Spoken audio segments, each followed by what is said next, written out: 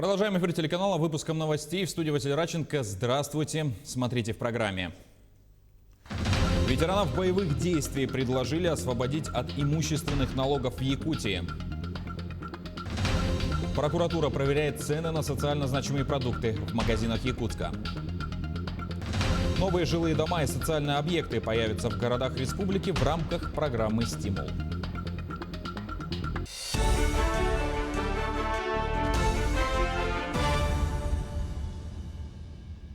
203 новых случая COVID-19, в том числе 26 носителей, выявили в Якутии за минувшие сутки. По данным оперативного штаба, 94 заболевших в Якутске, Алданский район 13, Мегино-Кангаласский и Нерюнгринский по 11, Ленский и Мирнинский по 9, Кобяйский 7 случаев, Амгинский и Вилюйский районы по 6. В некоторых других районах от 1 до 5 заболевших. Сегодня необходимо особое внимание уделить на два района, на Кобяйский район, в котором достаточно долго сохранялась стабильная ситуация, но сегодня на фоне семейных контактов, которые произошли, зафиксировано 7 случаев. И также под особым вниманием у нас находится Нижнеколымский улус, который сегодня мы на особом контроле держим, как с точки зрения укомплектования дополнительного медицинскими кадрами. Туда будет выезжать соответствующий специалист Министерства здравоохранения для того, чтобы ситуацию разобрать на месте. Долговременные стрессы и общее подавленное состояние снижают иммунитет перед коронавирусом. И особое значение имеет состояние легких. Об этом рассказал эксперт, энерготерапевт, реабилитолог Дмитрий Сандул. По его словам, наши легкие отвечают за эмоции. Если мы хотим быть здоровыми и не подвергаться нападениям вирусных заболеваний, особенно коронавируса, мы должны встать и восстанавливать силу легких. Специалист пояснил, что для этого очень полезны физические упражнения, активизирующие дыхание. Поэтому, кому не удалось избежать инфекции, ускорить реабилитацию организма после выздоровления помогут йога и цигун. Но даже перед такими простыми нагрузками требуется консультация лечащего врача индивидуально по каждому случаю.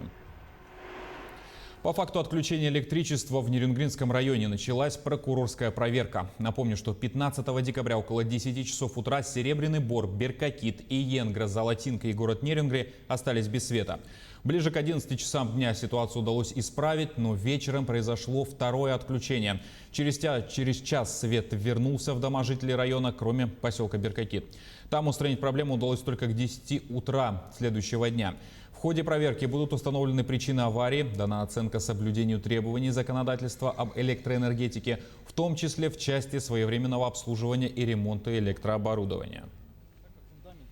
Ветеранов боевых действий предложили освободить от имущественных налогов в Якутии. Такое предложение озвучил руководитель регионального отделения общероссийского общественного движения «Народный фронт за Россию» Валерий Лютый в ходе встречи с главой Якутии Айсеном Николаевым в режиме видеоконференц-связи. Руководитель республики поручил подготовить инициативу для внесения на рассмотрение региональной налоговой комиссии. Также во время встречи был озвучен вопрос об увеличении объемов субсидирования из госбюджета республики на проведение систем водоснабжения, канализации, электроэнергии, газоснабжения к земельным участкам, выделенным многодетным семьям. Министр сельского хозяйства Дмитрий Патрушев при подписании соглашения о стабилизации цен на сахар и подсолнечное масло сообщил, что стоимость у производителей снизится в течение 5 дней. Цена на сахарный песок составит 36 рублей за килограмм, на подсолнечное масло 95 рублей. Эти меры будут действовать до конца первого квартала 2021 года. Патрушев добавил, что договоренности действуют с производителями, на которых приходится более 90% рынка сахара и свыше 85% подсолнечного масла. Цены зафиксировали в соглашениях между Минсельхозом, Минпромторгом, отраслевыми ассоциациями и крупными торговыми сетями. В дальнейшем к ним присоединится региональная торговая сеть и поставщики. Сотрудники прокуратуры Якутска, между тем, на этой неделе отправились в рейды по магазинам. По поручению Генеральной прокуратуры России они должны проверить, не завышают ли торговые точки цены на социально значимые продукты. За первую неделю декабря значительно подорожало куриное яйцо, подсолнечное масло, сахар и мука. Между тем, как отмечают специалисты, покупательская способность россиян падает. Чтобы не допустить дальнейшего роста цен и получения неоправданной прибыли, торговые предприятия будут проверены, а нарушители подвергнутся наказанию. По поручению Генеральной прокуратуры Российской Федерации органами прокуратуры организована проверка соблюдения требований федерального законодательства о ценообразовании на социально значимые продукты продовольственного назначения.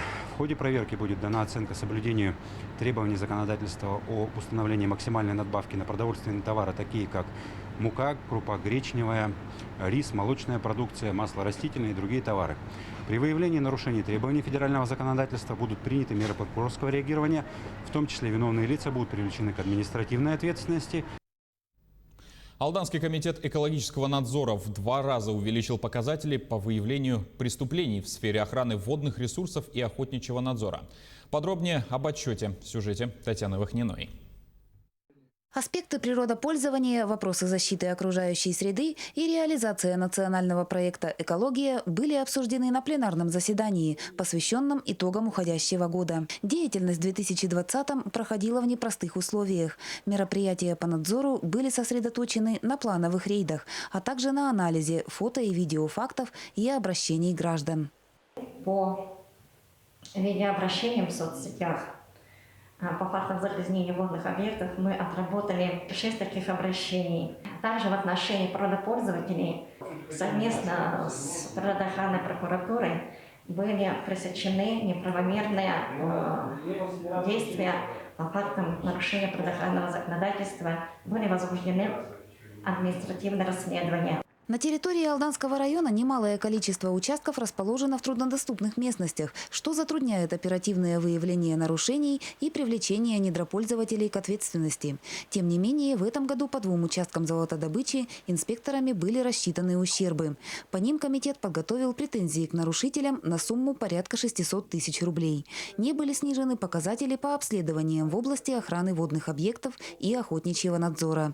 Продолжалась совместная работа комитета с Алданским лесничеством, Росприроднадзором и контролирующими органами. По рейдовым показателям мы остались на том же самом уровне. В то же время было выявлено почти в 2 раза больше нарушений, и административных мер было предъявлено практически на 2 миллиона. В уходящем году 18 декабря планируется запуск ракеты-носителя с космодрома «Восточный». Траектория полета пройдет через Алданский и Вилюйский районы. Алданские инспекторы ведут допусковые подготовительные работы по отбору проб снега и оборудованию наблюдательного пункта. Район падения у нас в этом году 873. Это долина реки Вингалях. Там положительно уже выбрана площадка для наблюдения. После запуска ракеты-носителя начнутся поиски частей. Также будут взяты контрольные отборы проб снежного покрова. В целом, ряд мероприятий по охране природы и задач по обеспечению экологической безопасности комитетом выполнен. На территории района не было допущено экстремально высоких случаев загрязнения окружающей среды. Татьяна Вахнина, Алдан. Новые жилые дома и социальные объекты появятся в городах республики в рамках программы «Стимул». Такую информацию предоставили в пресс-службе главы правительства региона. Новые детские сады, школы и жилые дома с транспортной и энергетической инфраструктурой появятся в Якутске, Нерюнгри и Ленске. Отмечается, что «Стимул» входит в государственную программу обеспечения доступным, комфортным жильем и коммунальными услугами.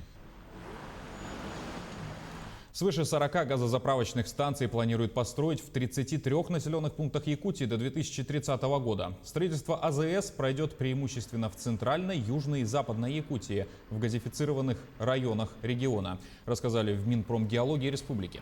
Отмечается, что примерно объем финансирования превышает 3 миллиарда рублей. Оно планируется за счет заинтересованных предприятий, однако часть понесенных затрат компенсирует из средств бюджета Якутии и федерального бюджета.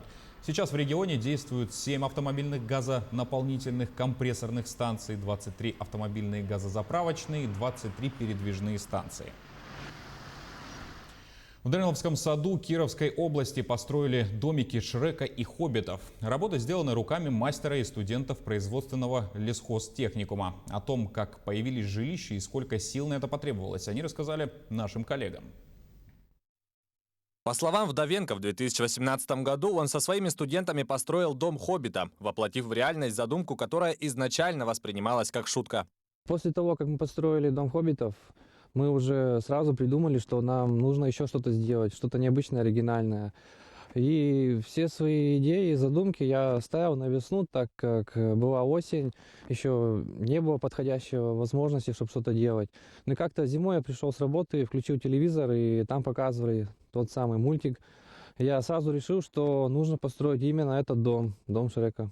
Мужчина отметил, что после завершения работ по строительству домов хоббитов сразу появилось желание продолжить и сделать еще что-то необычное и оригинальное. Но так как наступила осень, реализацию всех задумок перенесли на весну. Это у нас сам домик, тропиночка, тоже как очень сложная часть этого проекта.